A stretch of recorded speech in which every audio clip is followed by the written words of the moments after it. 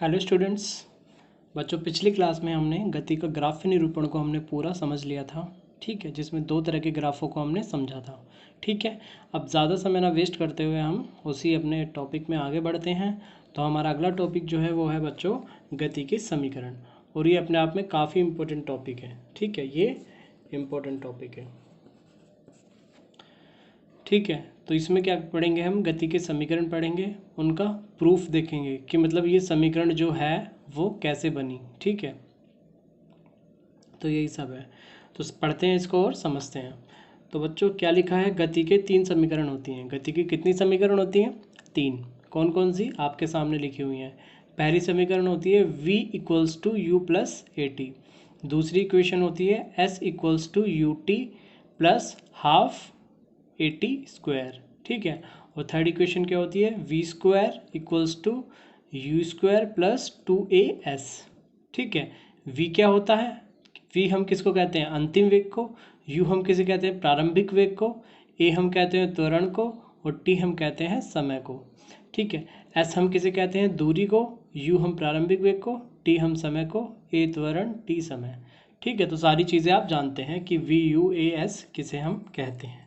ठीक है, तो पहली समीकरण का जो नाम है हम जानते, जिस मतलब पहली समीकरण को हम जिस नाम से जानते हैं वो है वेग समय संबंध के लिए समीकरण। किसके लिए समीकरण है? वेग समय संबंध के लिए। इसका ये नाम क्यों पड़ा? अब आप देखिए, ये क्या है? वेग है, और ये टी है, ये टी है। तो ये किसका संबंध हमें बता रही है? वेग का और समय का। तो इसलिए इसका नाम रख दिया हमने वेग समय संबंध के लिए समीकरण। अब दूसरा क्या है? समय स्थिति संबंध के लिए समीकरण। अब देखिए ये क्या है? एस मतलब दूरी। दूरी को मतलब स्थिति कह दीजिए। भाई अब मैं आपसे पूछूं, आपका जो स्कूल है वो आपके घर से कितनी दूर है, या उसकी स्थिति कहाँ है? तो आप क्या बोलेंगे? मेरे घर से 5 किलोमीटर दूर है। ठीक है, तो बेसिकली दूरी ही है स्थिति। तो क्या बताता है ये? समय और स्थिति संबंध के लिए समीकरण।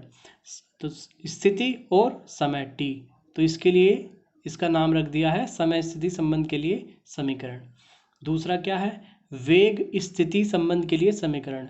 वेग है यहाँ पे, और यहाँ पे एस है जो कि स्थिति बताता है। तो वेग और स्थिति के संबंध के लिए समीकरण। तो इस प्रकार इनके नाम ये पड़े हुए हैं। आपको ये नाम से भी याद होने चाहिए, क्योंकि कभी कभी आपके पेपर में ऐसे ना देखे कि इसको प्रूफ करो, ये नाम दे देगा कि आप वेग समय संबंध के लिए समीकरण का प्रूफ हमें करके दिखाओ। ठीक है, तो आपको ये नाम से भी पता होनी चाहिए, इसीलिए मैंने इनके ये नाम मेंशन किए हैं। ठीक है, तो अब हम 1 बाय 1 एक एक इक्वेशन को लेंगे और इनको देखेंगे कि ये कैसे बनी है और ये क्या है। ठीक है बच्चों, तो गति के कितने समीकरण होते हैं? 3 समीकरण होते हैं, फर्स्ट, सेकंड, थर्ड। फर्स्ट क्या है? v equals to u plus a t. Second क्या है?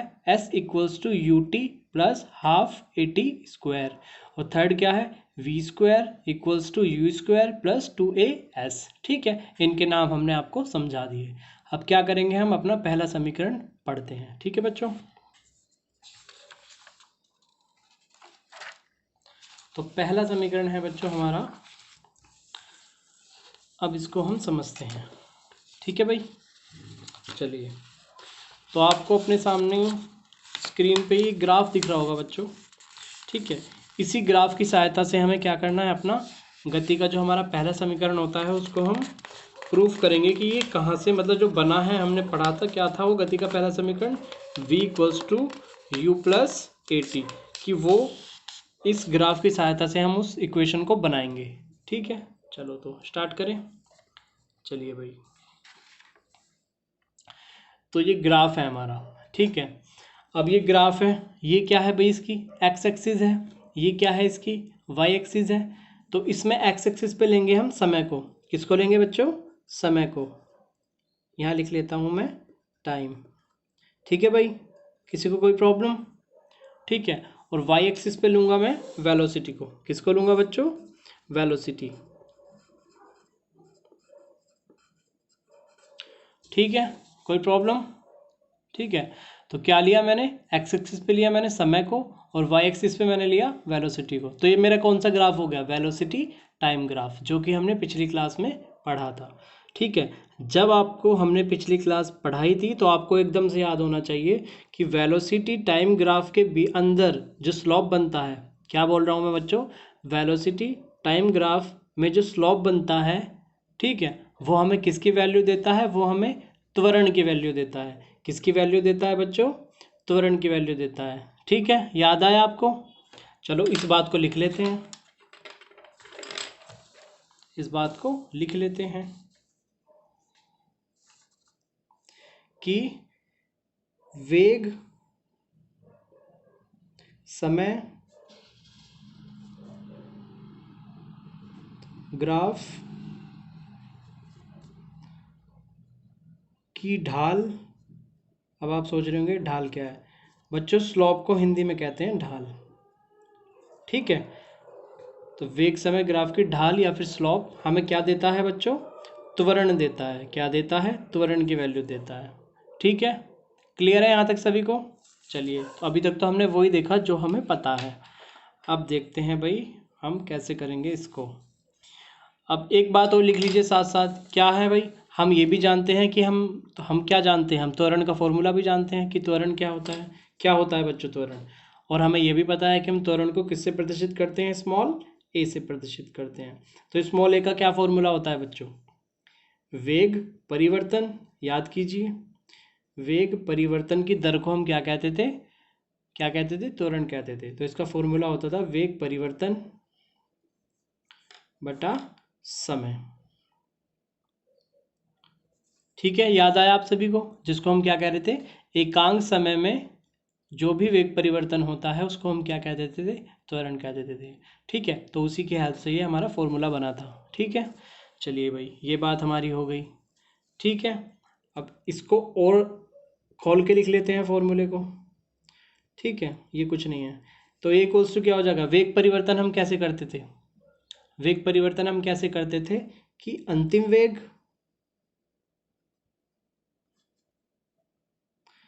माइनस प्रारंभिक वेग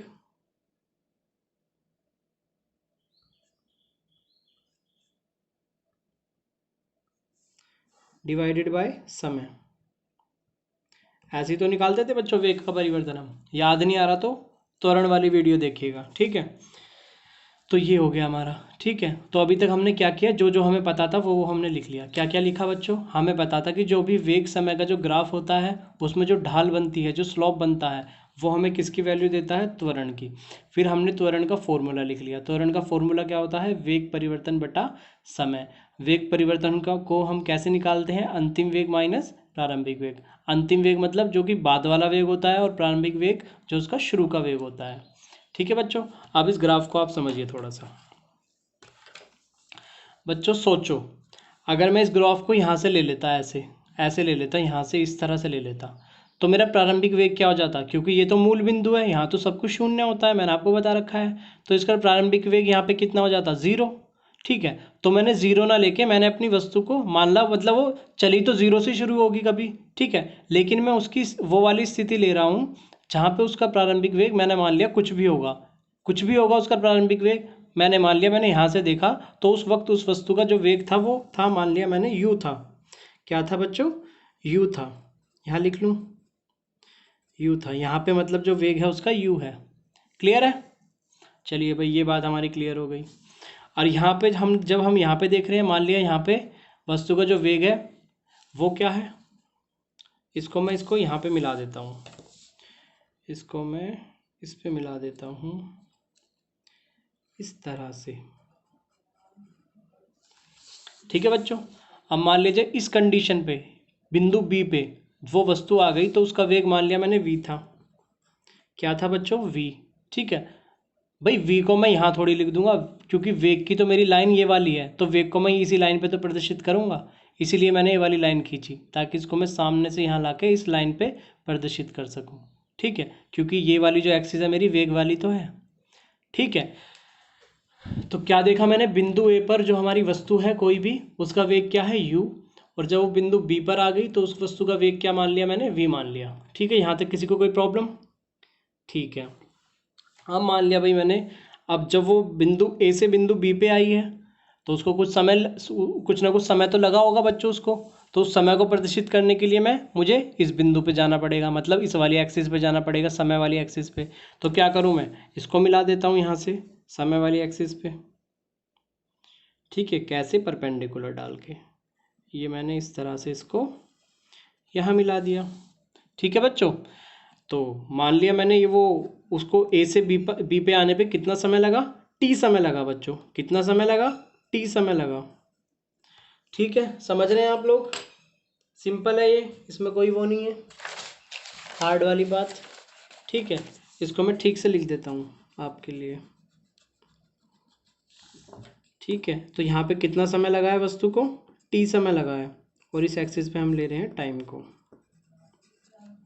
ठीक है बच्चों, कितना समय लगा है, टी, ये टी लिखा है। क्लियर है? चलिए भाई, क्या कहा बच्चों मैंने, अब भाई कोई वस्तु अगर हम यहाँ से चलाते तो उसका प्रारंभिक वेग 0 होता। मैंने आपसे कहा उसको हम 0 से न चला के, मान लिया वो मतलब चलनी तो वो 0 से शुरू होगी, पर मान लिया वो कभी वस्तु जो है उस जब मैंने देखा तो उस वस्तु का प्रारंभिक वेग u था। क्या था बच्चों, u था। और जब हमने बिंदु b पे देखा कि वो बिंदु b पे आ गई, तब उसका वेग हमने क्या देखा, v पे देखा। वेग को देखने के लिए मुझे इसको कहाँ मिलाना पड़ा, y एक्सिस पे मिलाना पड़ा, जहाँ हम किसको लेते हैं, वेलोसिटी को। तो वहीं तो हम इसकी वेलोसिटी को प्रदर्शित करेंगे। ठीक है, तो ये लाइन मिला दी, तो बिंदु बी पे उसका वेग क्या है, v। अब वो ए से बी पे आई है तो उसे कुछ ना कुछ समय भी लगा होगा। समय के लिए मुझे ये लाइन यहाँ मिलानी पड़ी, क्योंकि ये वाली जो हमारा निर्देशांक है वो किसको प्रदर्शित करता है, किसको प्रदर्शित करता है, समय को। तो इसको मुझे यहाँ मिलाना पड़ा, तो कितना समय लगा, t। ठीक है बच्चों, बहुत सिंपल सी बात है। चलिए भाई, अब इसको भी मैं यहाँ पे मिला देता हूँ, इसको भी मैं यहाँ पे मिला देता हूँ। ठीक है, अब आप इसको, ये आपको समझ में आ गया। अब आप थोड़ी देर यहाँ चलिए, इस पे चलिए। अब मैंने आपको क्या कहा, हमने फॉर्मूला अपना कहाँ छोड़ा था, अंतिम वेग माइनस प्रारंभिक वेग डिवाइडेड बाय समय। अब आप बिंदु ए और बिंदु बी के बीच की स्थिति हम ले रहे हैं, तो बिंदु बी पे अंतिम वेग क्या है बच्चों, v है। क्या है, अंतिम वेग v है। तो अंतिम वेग की जगह v लिख लेते हैं हम। तो a इक्वल्स टू क्या हो जाएगा, हमारा अंतिम वेग v हो जाएगा। ठीक है, और जहाँ हमने बिंदु a लिया था वहाँ हमारा प्रारंभिक वेग कितना है, u है। भाई यहाँ जब हमने वस्तु को देखा a बिंदु पे, तो वो उसका प्रारंभिक वेग होगा। तो क्या था वो प्रारंभिक वेग, u है। तो प्रारंभिक वेग की जगह लिख लिया मैंने, u लिख लिया। और a से b तक जाने में समय कितना लगा है, t समय लगा है। कितना समय लगा है बच्चों, t समय। तो समय की जगह मैं क्या लिख लेता हूँ, t लिख लेता हूँ। समझ रहे हैं बच्चों? ठीक है, सिंपल है। अब क्या करेंगे हम, बताइए अब क्या करें। अब क्या करते हैं बच्चों, हम इस टी को क्या करते हैं, इधर ले जाते हैं। ठीक है, यहाँ ये डिवाइड में है, इधर जाके किस में हो जाएगा, मल्टीप्लाई में चला जाएगा। तो a मल्टीप्लाई बाय टी, और इधर क्या बच जाएगा, v माइनस यू। क्लियर है ना, क्लियर है। अब क्या करेंगे बताइए। अब हम क्या करेंगे, अब ये माइनस के u को हम इधर ले जाते हैं, तो इधर जाके किसका हो जाएगा, प्लस का हो जाएगा। तो यहाँ क्या बन जाएगा, अब ये इनके बीच मल्टीप्लाई होगी तो ये जुड़ जाएंगे, कैसे हो जाएंगे, at बन जाएगा। ठीक है, और ये u इधर जाके प्लस का बन जाएगा, क्या हो जाएगा, प्लस u। और यहाँ क्या बच जाएगा, v। अब इनको उलट पलट के लिख लेते हैं। ठीक है, तो v इक्वल्स टू क्या बन गया बच्चों, u प्लस at। ठीक है, तो यही हमारी गति की पहली समीकरण होती है बच्चों। यही हमारी क्या होती है, गति की पहली समीकरण। ये देखिए, जब हमने शुरू किया था तो हमने गति की पहली समीकरण आपको क्या बताई थी, v equals to u plus a t. तो हमने बना दी अपनी गति की पहली समीकरण, v equals to u plus a t. किसकी सहायता से, इस ग्राफ की सहायता से। ठीक है बच्चों, समझ गए आप चीज़ों को। तो यही है हमारी गति की पहली समीकरण। ठीक है, इसको आप देख लीजिएगा, ध्यान से समझ लीजिएगा। एक बार में किसी बच्चे को समझ में नहीं आया तो वो 1-2 बार और देख लीजिएगा वीडियो को, आपको सब कुछ क्लियर हो जाएगा। ठीक है बच्चों, तो अगली क्लास में हम गति का दूसरा समीकरण पढ़ेंगे। ठीक है, तब तक के लिए पढ़ते रहिए और इनको रिवाइज करते रहिए। Thank you.